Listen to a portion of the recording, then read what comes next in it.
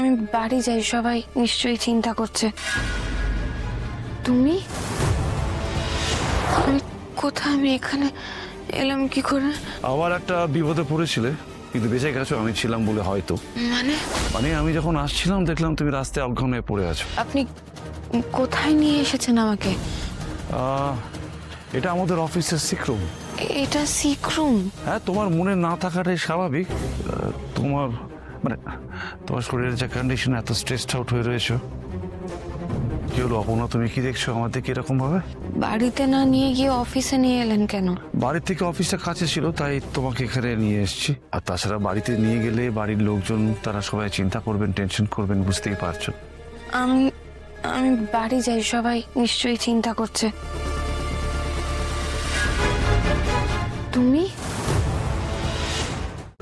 আজই ডাউনলোড করুন আর এনজয় করুন আপনার পছন্দের শো।